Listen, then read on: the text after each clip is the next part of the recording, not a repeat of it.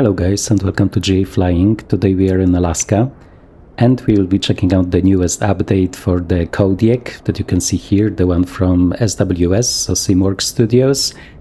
This is the perfect place to test the plane because we are on Kodiak Island in Alaska. And we will do a tour around the island and also land at an airport further away. I will show it on the map. So the biggest change in this newest update and the most awaited one was a total transformation or redesign of the flight model. So the plane was partially using 2020 MSFS 2020 solutions, and now it has fully transferred to the 2024 native flight model technologies, including the propeller simulation, which is especially important in this one plane because there's a lot of rudder work because of the very powerful propeller, like in many similar planes. So before there were things that I didn't like that much about this flight model. It was a little bit too twitchy. And when it comes to this new flight model that was released in the update yesterday, I think it has improved a lot, although still I'm not entirely sure, but this is something that we will see during the flight. So let me show you the map, where we are, where we will be flying. So this is the Kodiak Island. We will be doing a lot of hand flying here because this is the main point, the main update. And then after a time we will just fly to the mainland, to Kenai.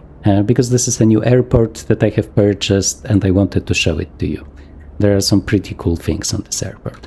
But for now, just hand flying around Kodiak. Okay. Let me just close this one.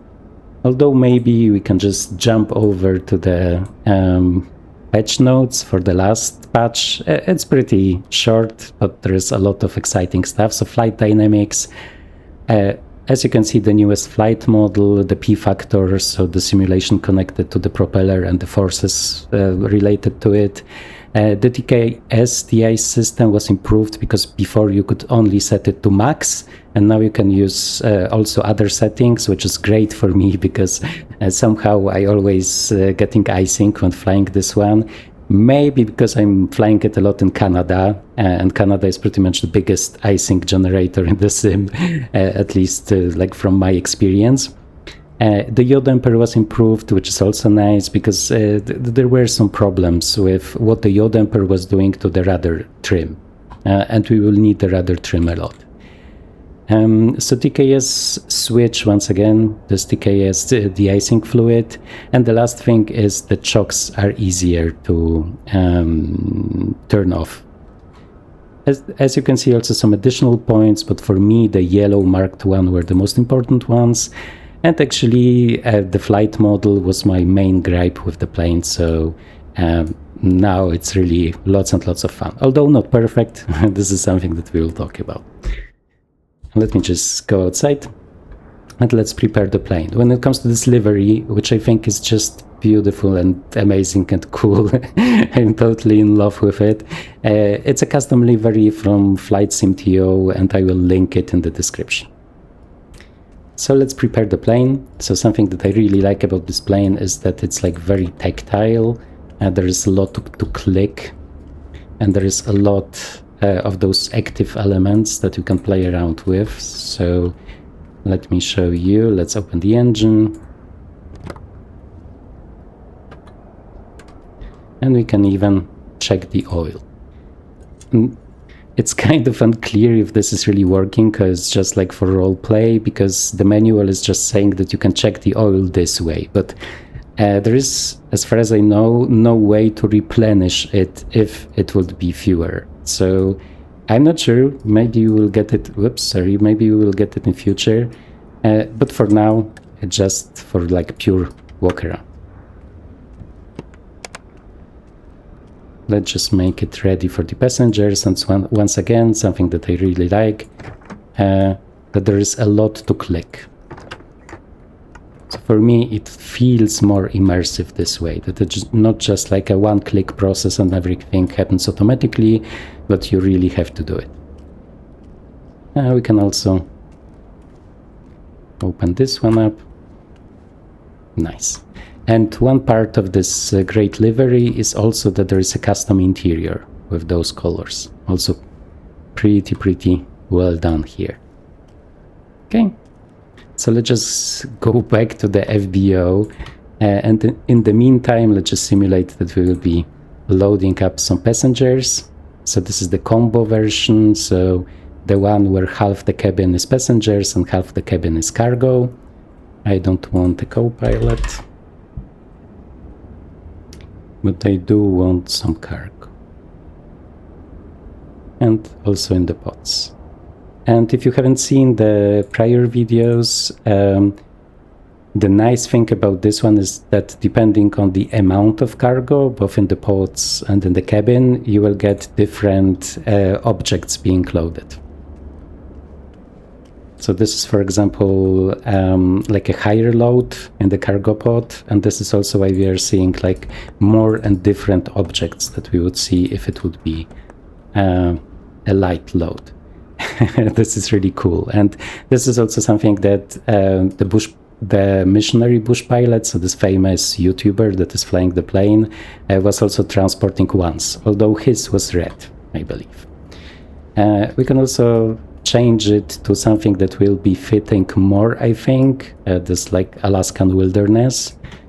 So give me a second, here cabin, and let's get less of it. Okay, so we have some nice canoes here. And you have to watch out for the center of gravity, because the allowed range is from 13% to 40%, and we are already at 40%. So then you have to play around with the weight to get back in. Okay. With this, I think we can close it. Some nice sounds.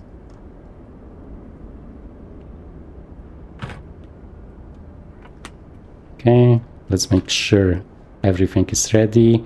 Okay, pitot heat cover. It just looks great. And I also like seeing it with passengers, because then you can see like, not majestic, but like how large this plane really is. Because actually when it comes to the size, it's smaller than the Caravan, but in some way it's like more muscular, I guess. It's hard to explain. Either way, let's get in. And again, multi-step process, really like it. You can open this one up. If you don't like it here, you can just click here to get rid of it. A nice soundscape inside. And something that I have actually seen while watching real pilot videos is that they also prefer to turn on the avionics. So not wait with the avionics till they turn on the engine, but do it right away. Apparently, it's not damaging the avionics either way with those like more modern systems here. So this one I don't like, and there are some reports also for you, from the viewers, that this is impacting performance. So sadly, the normal options to turn it off doesn't seem to be working, just nothing happens. So you can just go here, and with this breaker, it's off. Another thing where many people have questions is how to get it to follow GPS. You just click 2 times, and then it changes the GPS. Okay, a lot of talking, so let's get the beacon on, let's get the fuel pump on, and the ignition. So we have 2 starter modes, either high or low end motor, and in 99% of the cases we are using low motor, and we need the separate ignition for it. If you would go to high, it would use ignition automatically. And what is high for? It's if you want a very cold start for different reason, but it's putting a heavier load on the batteries. So normally it's not being used. Let me make sure I have the brake, because it's always like very small here. And also one pretty unique fact about the plane is that you are starting with propellers feathered. Okay, so let's turn the fuel on. Oops, it's crazy camera. Let's take a look at our passengers. Small briefing. I just love the cargo here. Pretty nice. And maybe before actually... Okay, let's start the propeller to not sit on the batteries. Then I wanted to show you some additional systems. Okay, so we are doing clear prop. And we can start. 13% at least. So we have it here. And now, sadly you cannot scroll for some reason, you have to drag it. At least on my system. And let's monitor it for a hot start. So hot starts are modeled, but I think it's not as advanced as in the most high fidelity planes. But you can do a hot start, especially if you try to start an engine that is already hot and are not motoring down the temperature before. But in this case, we have a nice start. And now we can use the propeller.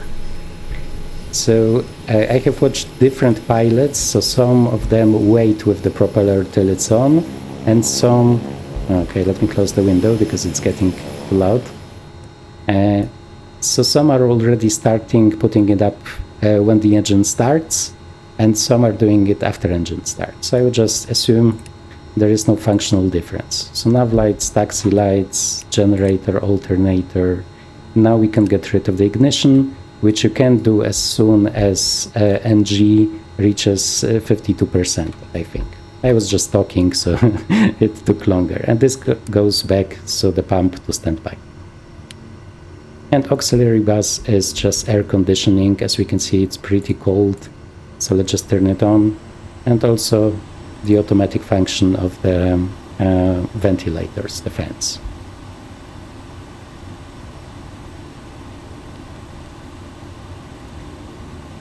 Let me just prepare everything so we can slowly turn on the transponder here.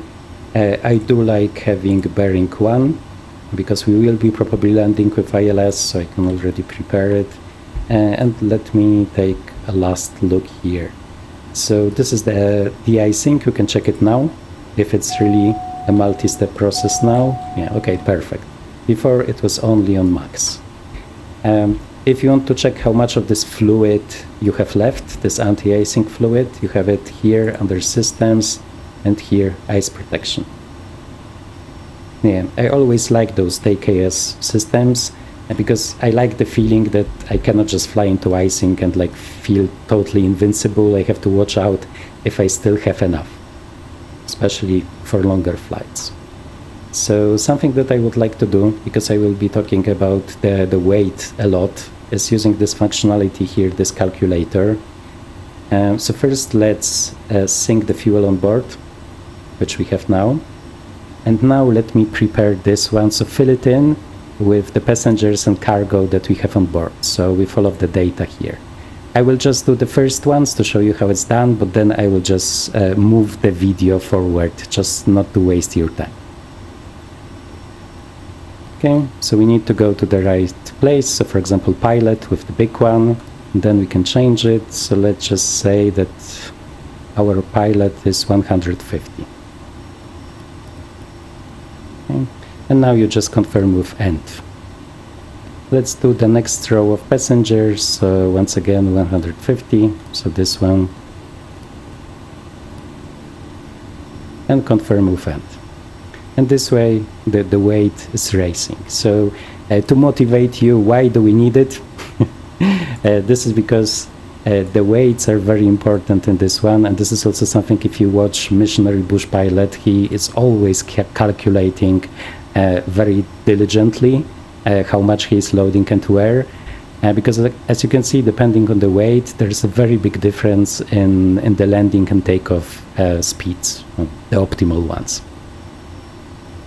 Okay, so now I will just move forward and you will see this all filled in.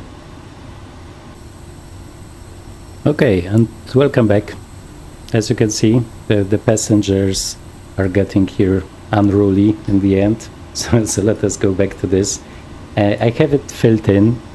something that I wanted to show you, maybe you can help me, maybe you know, is that after filling it in with all of the data, there is always around 150 pounds too much. And here you can see what we have here and what we have here.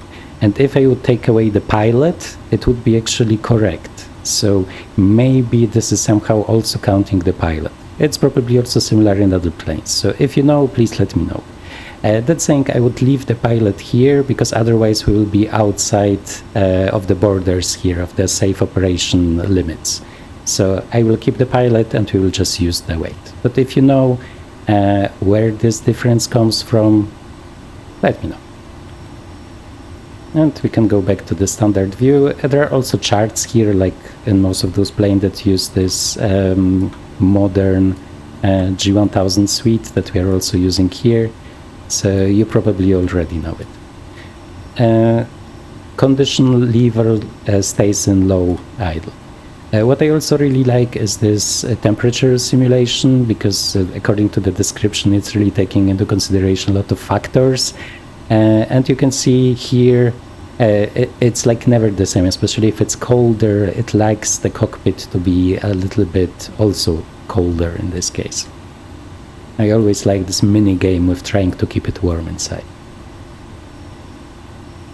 And I think we can start taxiing. Before we start taxiing, let's put on the harness, let's lock it for the pilot and co-pilot. This is also something interesting that I have seen watching missionary bush pilot fly, that even if there is no co-pilot, he's still locking this harness. I'm not sure why. Maybe it's just like a memory item. And we started rolling. This is also a custom airport here on Kodiak. It's pretty old. It has received the 2024 patch, but they have pretty much only fixed some small bugs with it. But like besides that, it's still pretty much the same airport that they have released a long time ago. But it's the only Kodiak that you can get, so there isn't much choice if you really want payware. Now we can stop here. Parking brake, and let's just prepare everything. So we go into high idle. We can get rid of the air conditioning. It's actually not an item on the checklist, but I have used like a checklist from JD, and according to the checklist, the air conditioning really can have an influence on the power of the engine. So let's proceed. So it's pretty unique about this plane that it starts with 2 notches of flaps, so flaps 20 instead of 1, like many other planes. And let me make sure we have everything. So let me get the bypass, if there will be anything on the runway.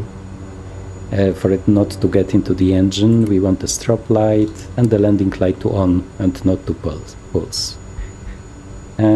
This is fine, this is fine, this is fine. We have everything locked. Let me also maybe set up the barrow reference, so it's 3016. Where's it? Here.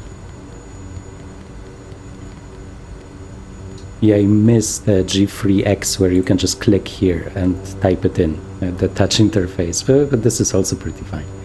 And let's get some altitude here, so let's use 4000 for now. Let me make sure I have not forgotten about anything, but I don't think so. Still, this is just advisory, we can click it away. It's about the bypass. And so this is pretty much the inertial separator in this case. It's just called differently. And I think with this we are ready. We can check what our takeoff speed will be. So once again, let's go to the weight, let's sync the fuel for 6.4. So we are taking this. 6.4 is a takeoff speed of 60. And this is what we will be aiming for. We should also operate the trims, which are important in this plane. Oops, not this one. And we have them here. So let's talk about those. So when it comes to the rudder trim, this is around 25%, I think. So what is recommended is I have heard pretty much everything from 25 to 100, depending on the situation, but most of the recommendations are to be around 50%, also depending on the speeds, but here we have pretty good headwinds. So normally the rudder trim is here, but as it's needed so much in this plane, I have also bound it to a button on my joystick. It's much easier, especially since after the takeoff and after you gain some speed, you have to move it back to the center. So otherwise there will be a lot of clicking here, and the click spots are not very good. And the other one, which is even more complicated, is the elevator trim. So here you have the range for takeoff, so it's being trimmed down for takeoff. Let me go somewhere into the middle and I will explain it in a second. So at least when using this, it tells you we are at 38%. And there is a manual on the website, and they are talking that if you are close to 30%, it should be minus 75% forward. So a lot. But my experience with the new flight model is that it's really hard to take off when you are really at the high edge of this range. So I do prefer to have it in the middle, but I will have to experiment a little bit more with it. But this gives me the most control. So somewhere from the beginning to the middle, depending on the load, and not going all the way up. That's saying I might change my opinion after many more flights, but for now, when I was flying yesterday, this is working really well.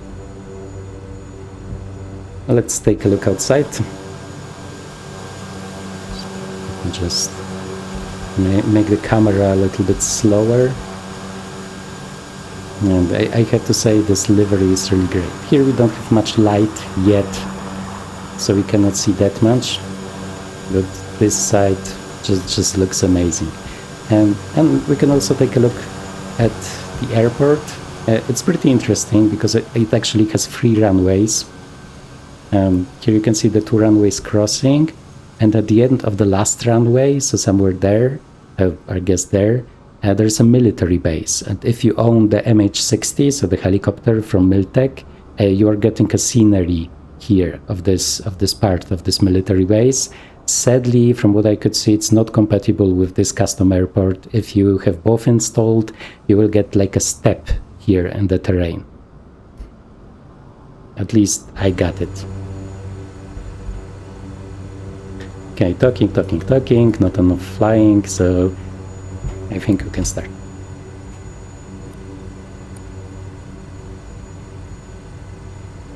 Some small things to play around. And you can start from this intersection. After all, it's like a short takeoff plane.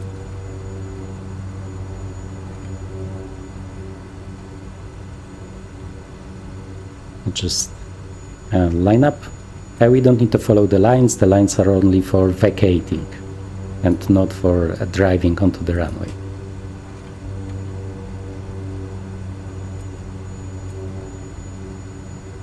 And as this is a turboprop, we cannot just like go full throttle, but we need to watch out to not overstep the limit here.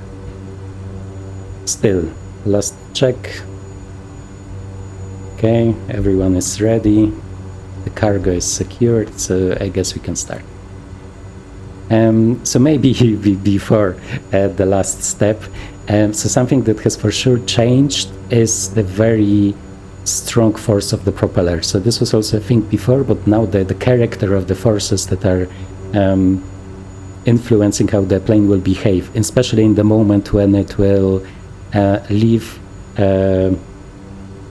the ground pretty much and go into the air is different and feels different than before. So this is something that I'm still struggling with, especially if there is very strong wind. Okay.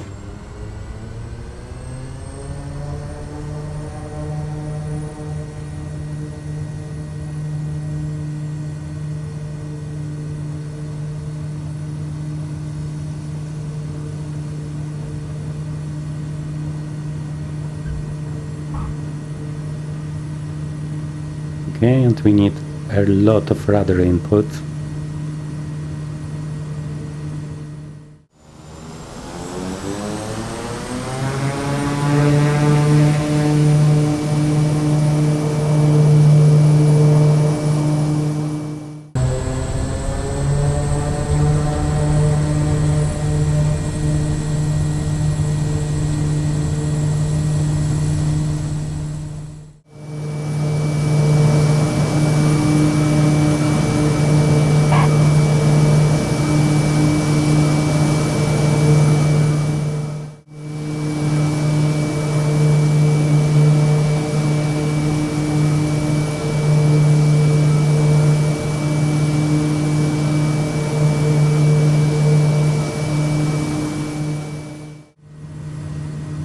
So in this case, it seems like it would be even better to have more rudder trim. And something that is also very characteristic is that the plane is very slow to accelerate after takeoff. As you can see, it's like slowly creeping forward, which is also not something that is a thing in many of those short takeoff and landing planes that are pretty much, well, accelerating like a rocket. Here it takes more time, but this also means that you have more time to slowly get rid of the flaps. We are still in the flap area, so you can also get rid of the last batch of flaps. And let's turn. We still have the rudder trim here, so the recommendation is to turn on the yaw damper. I'm just blind, it's here. And use our shortcut to straighten it out. Oops, some wind.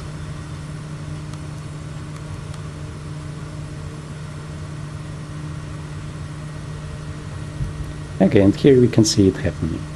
Now we are straight. So, flight model. For me, it's still a little bit too twitchy. So what has for sure improved is the immersion of like really flowing in the air. So every move that the plane is making is like more smooth and feels more natural and also satisfying because of it. But it still reacts really fast to joystick inputs, even if they are small. So now I'm doing it on purpose. It's like not doing it on its own, but you can see with the pitch. It's much better, but I do prefer planes that are not so fast and so violent to react to my inputs. That saying, I could imagine that like people with other hardware set up in a different way, for them this would be perfect. Because the sensation is okay, it's just like how much input is causing a reaction. So this is something that can be set up without a problem with curves in the settings. So let's do a turn, and we can just fly into the interior of Kodiak Island. I was always thinking, like looking at the maps when it comes to Kodiak, that it's not that big, but it's actually like over 70 miles, not counting this tip here. So it's really big, and there's a lot of interesting terrain there. The definition of the terrain is not always perfect, but there are many places that are really beautiful and really interesting. Something that I was planning to do actually for this video was landing in the wilderness somewhere, but for some reason I couldn't find even one place that would be even enough to be able to land there well, safely.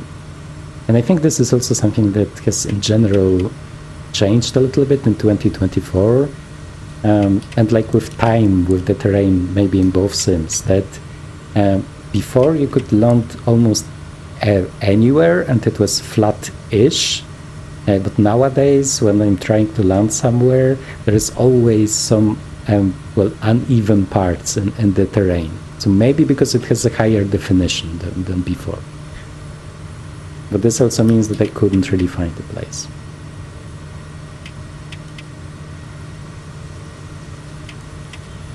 And I'm playing around with the trim. Yeah, but like in general, it is pretty well behaved. Okay, let's talk about the cruise. So when it comes to cruise settings, we have tables in this online manual for two settings, so for 2200 RPM and for 2000, pretty much. So there is not much choice, you don't have to ponder it for a very long time. So for now, as we might be maneuvering a lot around those mountains, we will just use 2200 if we suddenly need this additional power. What I want to do is turn off the separator, so we are now over the ground, so there is no danger. If there will be icing, this is also something that you should use. You should turn it back on. Let me take a look at the temperature, still out of icing range, so we should be also safe here. Oh, now we can do the air conditioning. It's again too much talking, not enough clicking.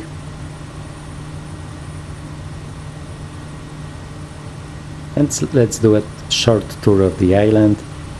In the end, we will do like a nice procedural approach. I will also show you the VNAV in this plane because it's working pretty nicely.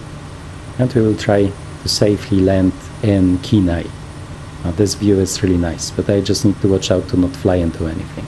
It's not as stable as the Antonov, for sure, but still, depending on the situation, it can be trimmed out pretty nicely. Yesterday I had like many situations where I could pretty much leave it trimmed out, but this obviously depends on the winds, and here we are also close to the mountains, which in MSFS 2024 and 2020 almost always cause turbulence, so you need to watch out.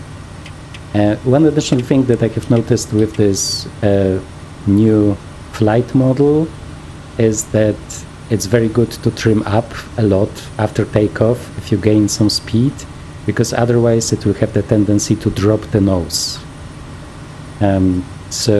Luckily there is a warning. If you drop the nose and you have terrain awareness on, it will tell you to not sink. I'm not sure if in this situation this will also be the case, but we can try it. No, not yet. So just after the takeoff. We can do some outside views, but first I need to be sure I will not run into anything. There is actually this level mode, which in reality is pretty much like a panic button. If you feel you are losing control, you are just clicking it and it will even out the flight. But here it doesn't seem to be working, it just puts it to roll mode. And this is exactly the same that was in the prior version. So, oh, maybe no? No. You could see level mode for a second and then it goes back to roll mode. So I'm not sure if this is something that they plan to adjust. For normal flying, probably not so useful, I mean in the sim, but really nice for recording a video. I was hoping I could just click here and then just proceed with what I want to do, but sadly doesn't seem so easy. So heading mode and altitude select mode, everything is so small, and heading mode and autopilot. Nice. So for a moment we shouldn't be running into anything. Let me just reset the camera and we can take a look.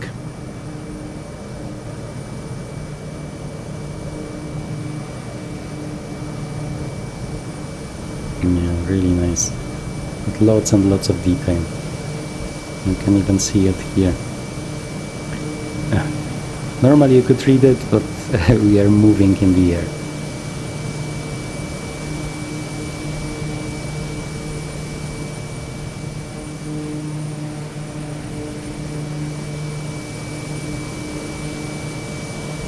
Yeah, this will be even better looking if we will have like sun on the sides, because sadly with MSFS, I think like in general liveries that are glossy look much better than the matte ones.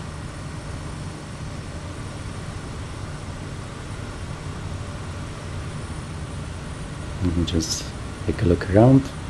Okay, looks pretty impressive, and we are kind of safe here. What I also wanted to show you, because this is something that we haven't checked out before, we also have a weather radar, and not all people know how to activate it. As you can see, I also struggle with it just because I'm talking too much. It's actually here, and you have to click on mode, standby, then weather, and now it's on. And you can also change the range here, and you can also make it vertical if you like. Let me just monitor if we are kind of safe here. Now I'm kind of flying on autopilot because I want to show you things. In a second we will just switch to manual flying again. So we can go to mode, standby, now it's off. No. Let's just get a normal map. Okay, nice. And it's already getting warmer, and you can see that the automatic mode is throttling down the fans because they are not needed. You can switch to poles, the landing lights, just to scare away the birds. Yeah, I was flying the Phenom lately, so this business jet from Raoul, what is the name of the company? I don't remember in this moment, but like the one that everyone was hyped at. And one of the things there is that you can actually get a bird strike, and it's pretty nicely simulated. So it's not only the visual effect on the windshield, but it's also you not being able to pressurize and so on. So I even, I was not counting on it, but I checked the METAR, and really at the destination airport there were birds in the vicinity. So I was thinking, well, maybe I will get lucky, but sadly not. So not a very exciting story, but I'm also flying it, and I'm not in love with it yet. I think it's just because it's kind of a little bit generic, like the real plane when it comes to business jets. But what I'm excited about is for sure the maintenance, that it saves the states between flights, although it doesn't save, I think, the position of the switches, which is a shame. But it saves the technical state of the plane. And we don't have pretty much any other, I think, business jets like this. We do have the Learjet from Simworks that is having failures, and that is having those parts getting older, so it's more probable that they will get failures, but it's still like purely chance based. It's not like a true maintenance system. It has this generic one from MSFS 2024 with the struts, wheels and stuff, but it's resetting every flight, so also not very exciting. So I'm mostly flying the Phenom because it's pretty much the only plane that offers it. Even if I'm maybe not a big fan of the like real life plane that is being simulated. Yeah, this almost looks like Iceland. I was actually in Iceland last week, 2 weeks ago, and it's just beautiful. And they have many interesting planes there. Like before, in Reykjavik, on the airport there, they had this Antonov IN2, a German one, the same one that I have seen when I was there last year, I think. So I'm not sure if it's still active, but it looked well maintained.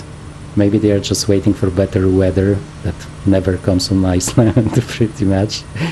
There are also lots and lots of private jets, and something that I have seen was actually an American TBM, one of the newest ones.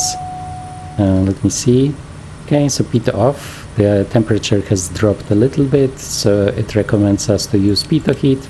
Sure. So yeah, so one of the newest TBMs, and actually when I checked the site of, I think it's now Daher, or whoever the owner is of the brand now, it was not really on the market yet when I was seeing it for the first time in Iceland. So maybe they were running some tests, or like some of their own pilots were flying it there. So one of the first sightings, yeah, was me. Okay, let's just assume this is true. But I didn't know at this moment when I like Googled this aircraft registration and then went to the website, I have seen it. So it seems like Iceland might be some kind of testing ground for a lot of interesting planes. Oh, and I have seen lots of King Airs, I think. One was maybe even doing like a go around, because I have seen him approach 2 times, and also 2 business jets. So a lot of wealthy people are going to Reykjavik, it seems. Pretty nice. Yeah, the only thing that I'm missing is like a seatbelt switch. It's always so satisfying to release the passengers, and here, sadly, it's not a thing. When it comes to the hand flying experience, so when we are having this conversation for the last, I don't know, a couple of minutes, I was only using some very small inputs, so only slowly correcting, but everything that I'm doing is pretty much with 2 fingers, so it is pretty stable, even despite flying so close to terrain, which normally can introduce a lot of turbulence. So in general, I think that the biggest improvement is the smoothness of how it flies, even if it's still a little bit too easily reacting to inputs. So but this is like purely subjective and also maybe connected to my joystick, that might be a little bit twitchy. Yeah, and when flying here yesterday, I was thinking, I mean, there must be a place where you can just land and use this as an STOL plane, but sadly no. I tried it 2 times, and pretty much everywhere, even in places where it's looking to be very flat, I couldn't really make like a safe landing. It was like jumping up and down on the uneven terrain when I tried to land. It would for sure work with a helicopter, because when I'm flying helicopters, it still works to land pretty much everywhere. It's just the problem with planes. Yeah, so Kodiak Island, a beautiful place, apparently very liked by people who like to hunt animals. Although I think there's a wildlife reserve somewhere here, so at least I think part of it is safe. If you're from America, if you know it, please let me know. And maybe I'm wrong about this one. I also liked watching Flying Alaska, I think it was called. It's like now a couple of years old. A great series about like bush pilots, actually like a small airline company working in Alaska. And they were operating from Unalaska, which is, let me just try to find it. Is it? Oh no, yeah, I know, because now it's turned. So it's somewhere here, I think. And I also have this airport, but I'm waiting for the Traveler 2012, which is a plane from FSS that I have really enjoyed. It's not very high fidelity. There aren't so many like failures and stuff. Like there are no failures. It's high fidelity, but there are no additional like features that we are expecting from high fidelity planes nowadays. And I really liked it. It's kind of like maybe a better Caravan in some way. It was a little bit more exciting. So FSS for months is now saying that they are working on a 2024 version, because sadly the one from 2020 is not working in 2024. So we just need to wait for them to fix it. Let me take a look at the map. A lot of hand flying. Oh, we are actually at the other airport. I was just marking it only for orientation to not get lost. But I think we somehow arrived. I was pondering if we shouldn't do like a short landing there before we go over to the mainland. But with those clouds, I'm not sure. Let me just stabilize the plane. Normally I would click level, but I cannot. Okay, so maybe I don't know. Maybe there's a trick to make it work. If you know it, let me know. Hold and heading. Okay, let's take a look around. Let's ask the passengers if they see an airport. I think it should be somewhere here, or maybe I'm wrong. Let me just take another look. Yeah, we should be directly over it. Let me just zoom in. Oh, directly over the turn? It was easier to see on the map. Yeah, I think with this view we should actually do a turn like here. Yeah, we can try it, might be fun. So let's go back to the normal landing light. When it comes to using the pump, I have actually seen different pilots do it differently. So some are keeping it at standby for like takeoff and landing, and some are moving it to on. So what is for sure needed is putting it to on for the engine start. But besides that, it might be a matter of preferences. or maybe different procedures that they are employing.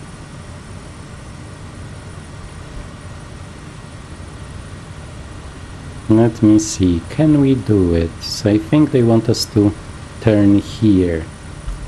I'm not sure about the scale of what we are seeing here. This should be pretty much along the water. But we are not at the water yet, so it might be behind those mountains actually. I was not planning it because I couldn't find really beautiful airports for this part of Kodiak besides the main one. There were a lot of airports made by the community, which were pretty nice, but they were like 2020 standards with those older assets and so on, so I didn't decide on it in the end. But we can just fly there. And when it comes to the cruise, it's mostly cruising at around 170 knots, so pretty nicely. Oops. Added a little bit too much power here. So after flying pistons a lot, I'm always forgetting that it's so easy to over-torque a turboprop plane, especially if you are like relatively low. And here we are just taking the passengers on a tour here.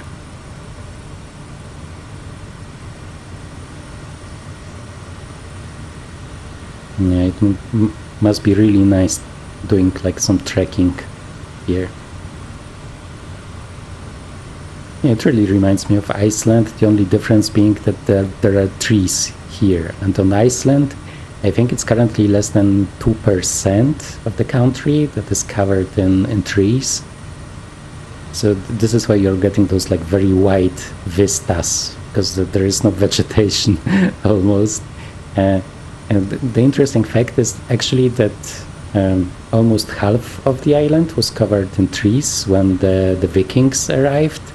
But they needed the trees to build boats and use it to fire their fireplaces, and they were actually able to cut it down. And nowadays there are no trees at all. They are trying to get it back, but it's like there are some very pessimistic numbers, I think. It's like that they hope to do 5% of the island within the next 50 years, and it doesn't seem like even this one will be possible. Let me take a look at the temperature. If there is no icing danger, it should be fine.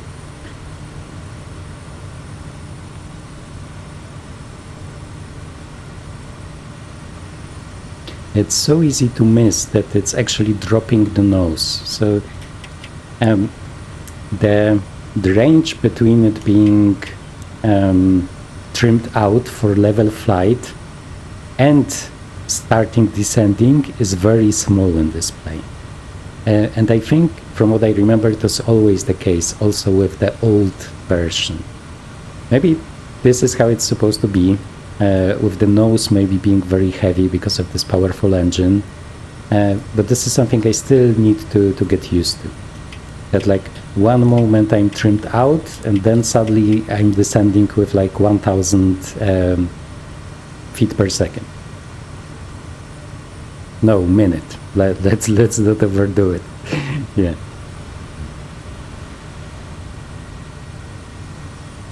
I think you can turn here. This looks just beautiful, I think.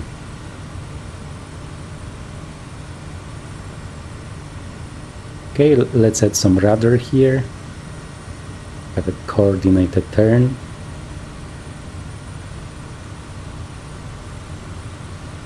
Yeah, with those clouds here. Really good. So as I said, I'm mostly flying it in Canada nowadays, mostly because I like flying on FS economy, doing some jobs, and there are some great ones in Canada and a lot of those, especially for bush planes like these. But the problem with Canada is that you never know what the weather will be. And most often it's like very bad, so you are not seeing anything for 2/3 of the flight, and then suddenly when the clouds part, it's just the most beautiful view you have ever seen. But you just need to get lucky.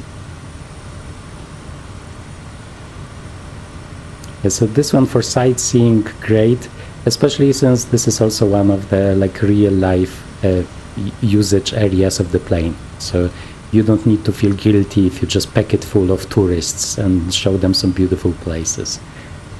This is also why I like the Traveler, the Tecnem Traveler 2012, I think, that I was talking about, because it's also like a typical tourist plane, so you can just fly it in some beautiful places, and it can also operate from pretty short runways.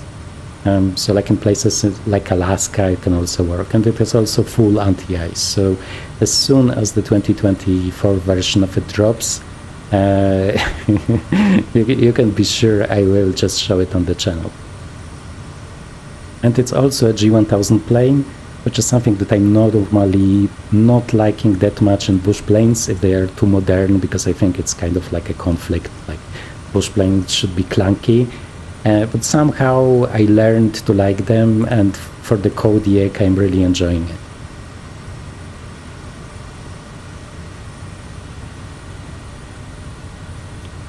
Yeah, I think once again I didn't appreciate how big the island is. I was thinking we were kind of soon turning on final, but it seems like it's a very long range here, so let me just see. Yeah, 22. Can I see it? Let me just even out once again.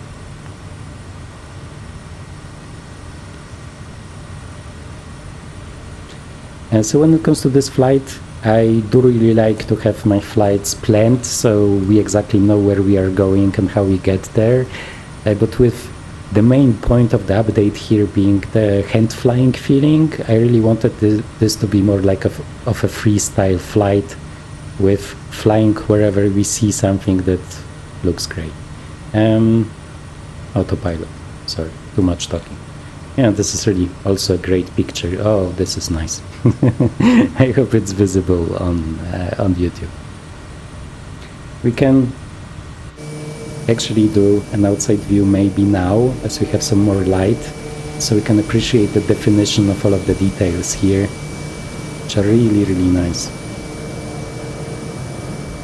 Yeah, so lately there are so many planes that look great. This effect on the window is also nice.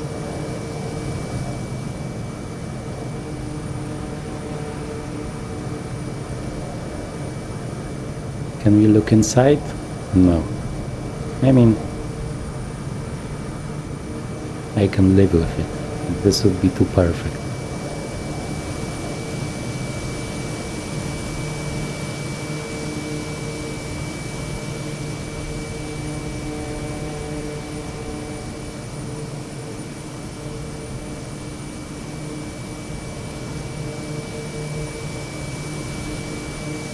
So something that might be maybe even nicer would be a version of the livery that has a little bit more wear on it, because this seems like it's brand new, also with the tires here. Oh, actually there is some wear, I think. Yeah, maybe. I think it might have been added by the livery author. But like a livery like this one, but like worn after months of flying, would be also great.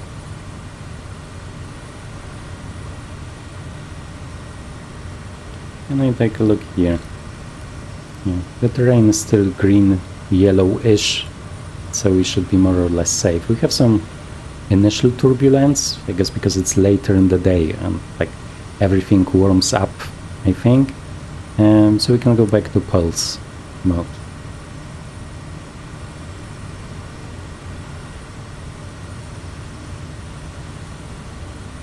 So will it be this water already? Let me see. No? No. So the approach, the official approach to this airport is actually kind of strange. Let me show you here. Is it this one? Yeah, it is. So it's actually coming from the sea, like this. And it's not... as you can see, I would just assume that the rest of it needs to be done visually, because it only brings you in the vicinity of the runway and not really in line with the runway, I think. Yeah.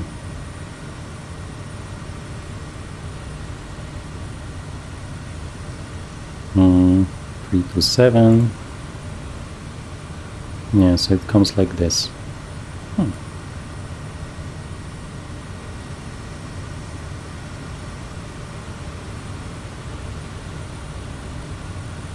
Yeah, so the Kodiak on Kodiak Island.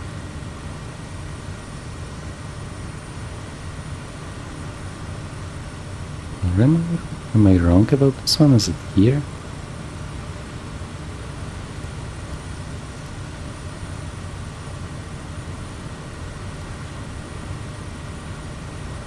So strange. This sometimes happens if you overcomplicate your plan on the standard world map. So let me get this. No, it's actually here. Okay, so it makes sense. So the approach is here.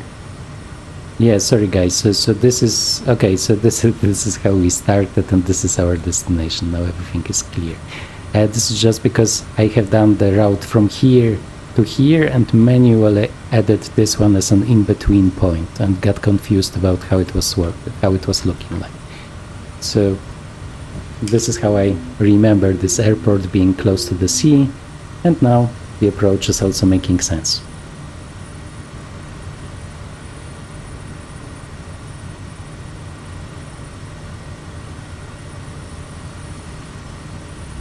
We get the yoke back.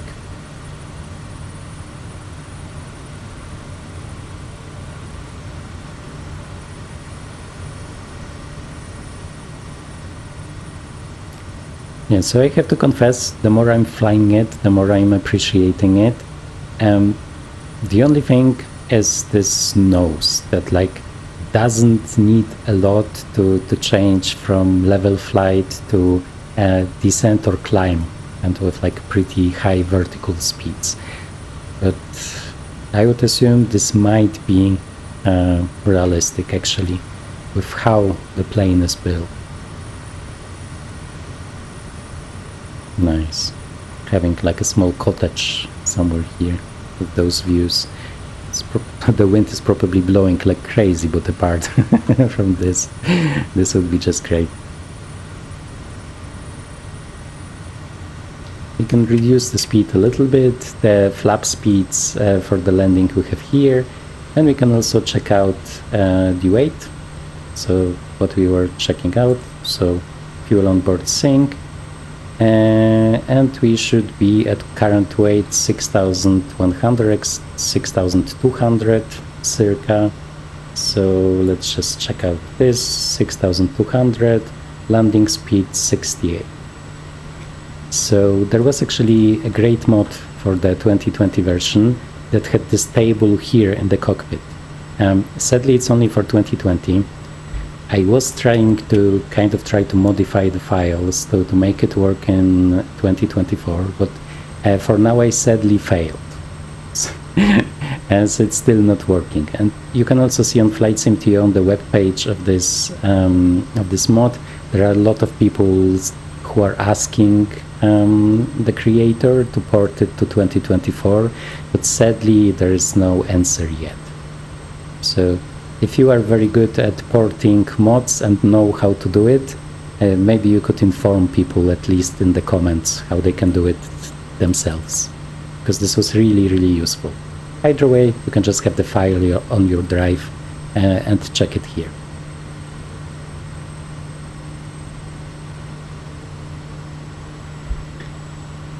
Too much talking, not enough flying. Let me just zoom it in. Okay, so can we see it already? Yeah, it's here. Okay, so let's just turn there. First notch of flaps is, I believe, 130. It's 138.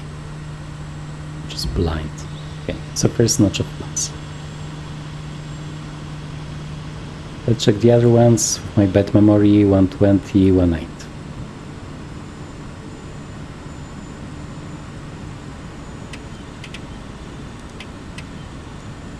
Okay, a lot of trim.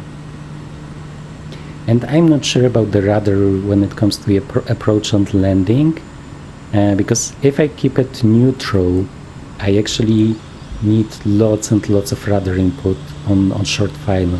When the plane is getting very slow, then the effect of the propeller is getting stronger, and then I would assume some additional trim would be in order, but I couldn't find the exact instructions on how to do it. Oops, we are getting a little bit too fast.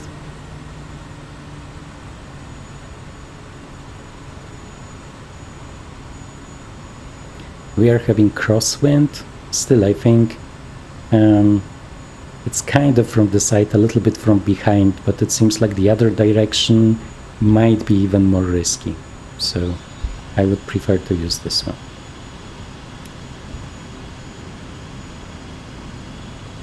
What was it supposed to be? 72, I think? No, 68. So can we lose enough speed? Might be difficult. I was too enthusiastic on this approach, I think. Maybe we can just do it like this.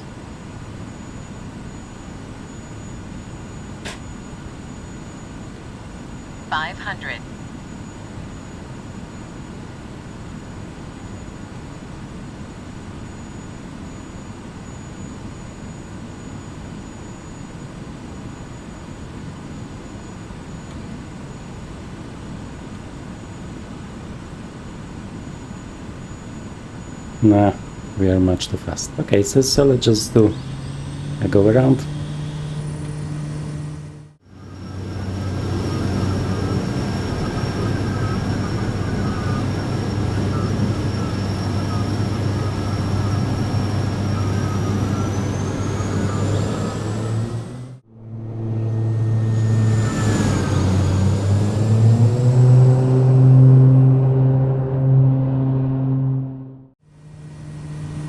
In this case, we'll just go over the mountains and maybe the view will be better. This is something that I'm always afraid when doing go-arounds in turboprops, that I don't remember that you don't just firewall the thrust when you want to go around, but there is still a limit. So in the beginning, when I was flying turboprops, I'm still in explained times, I have burned a lot of engines. Like in exact those situations somewhere with go-arounds in the mountains.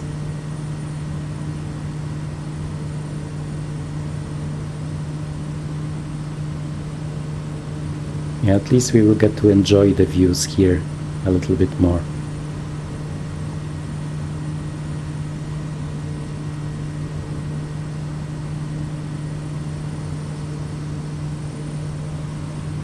This is really nice.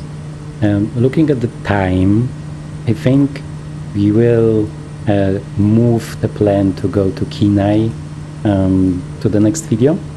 I will for sure want to do some additional Alaska videos, and for now we will probably just land here. I wasn't planning for this go around here. So this way we will have like a pure manual flying section, I guess.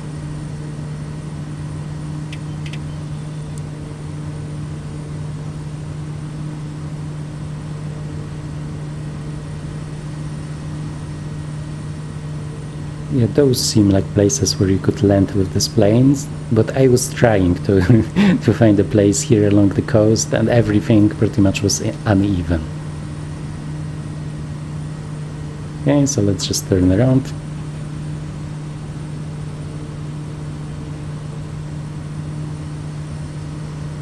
And this terrain starts to look like the one on the Alaskan Peninsula. There are a lot of those like small lakes that are frozen over.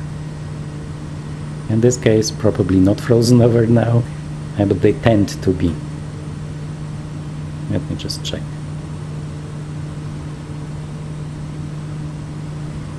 I'm just wondering if we can even do it here. We'll need to go low over the mountain and then down.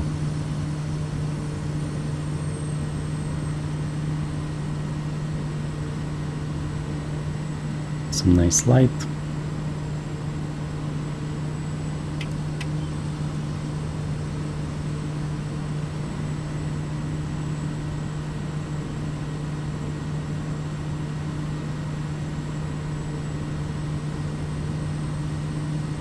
Okay, and let's now drop the speed. Last notch of flaps.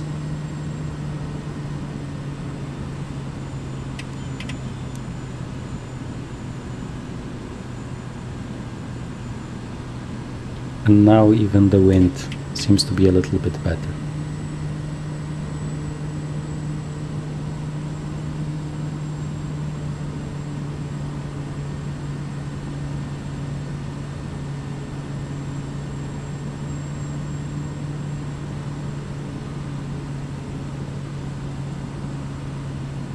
Just checking again, 68.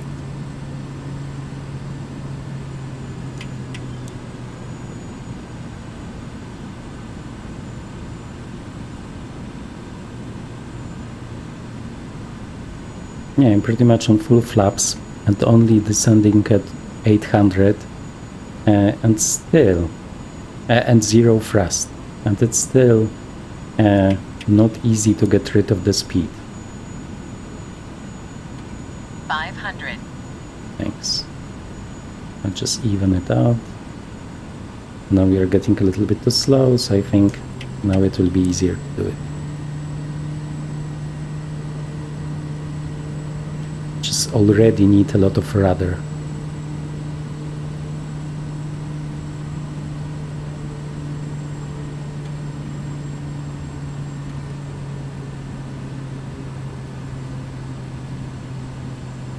I wonder if there will be any turbulence if we go over the cliff.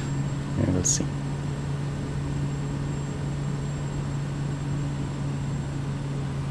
Yeah, it's really not easy to fly. I mean, in this specific case, keeping the nose centered. There are a lot of forces that are working on it.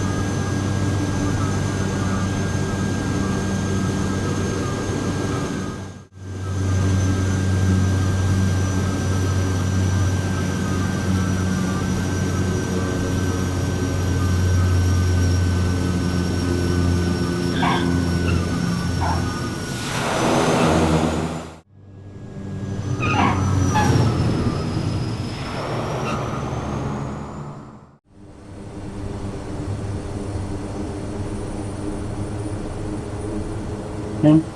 Well, that's a great view. I wasn't planning on it because it's a normal standard airport, but with this view, even though it's not custom, it's just looks amazing. Very nice.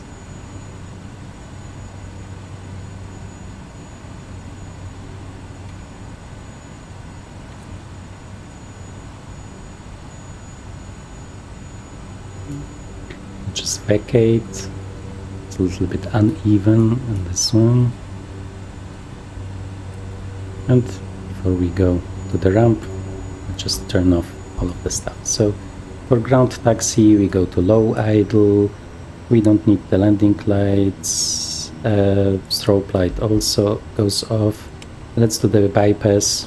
There might be some dirt here and stuff. What else? What else? What did I want to do? We can turn off the transponder, put it to standby, and we can get rid of the harness to be able to move freely.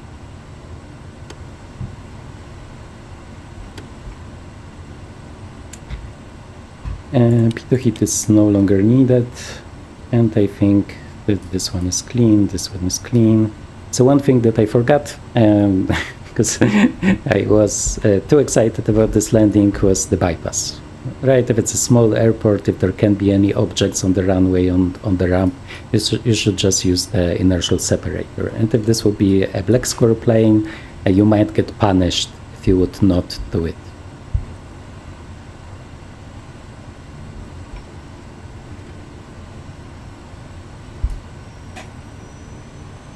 Let's open the window.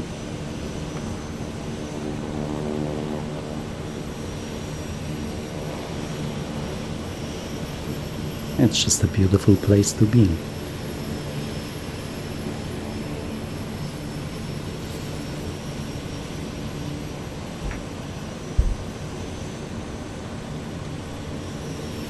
Let's turn here. I just want the view and maybe some fuel.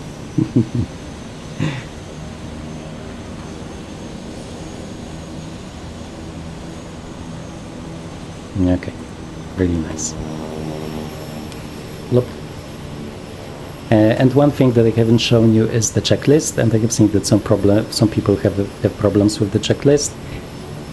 So let me just show you first. Let me get rid of this, because there is actually a checklist here. But if people just click through it, it just goes here and nothing happens.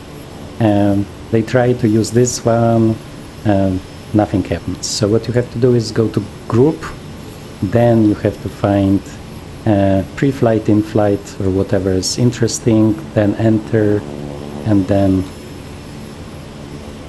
so actually I didn't want this, post-flight in our case, after landing. Do we have flaps up? No. So it's good that we have the checklist here. Low idle, low idle. Auxiliary pump, we can just put it to off. Strobe lights are off, landing lights are off, pitot heat is off. Next checklist, parking brake, environmental systems, so air conditioning. I guess I can close it, might be too loud. Auxiliary boost switch to off is off. Power lever is in idle. Let's feather the propeller. Is it feathered? Maybe not. Oh no, it is. Here we can click. And nothing happens. Okay. Was it? Oh, interesting. Okay, so let's just proceed. Generator, alternator. ITT is stabilized, and fuel condition lever to cut off. Oxygen supply was off the whole time. Light switch is off. So let's get rid of this. Avionics master switch off, but let me just check if we have the bypass here. It's not listed, so we can turn it off now. Avionics master switch.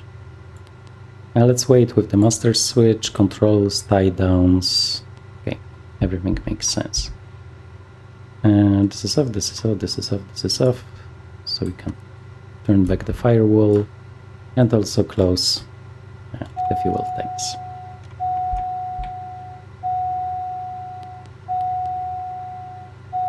Now it won't let me, so I guess I need it like this. Okay, now let's go outside. Let's take a look. Wow, this really looks nice. Really, really nice. Okay. Let's release the passengers.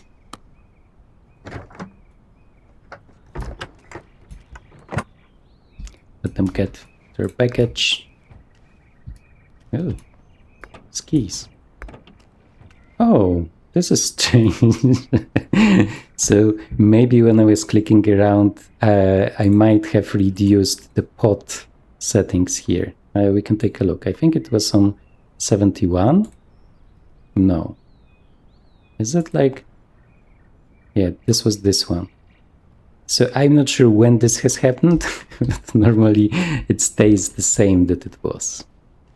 Yeah, this is really something special. Haven't seen it in any other plane.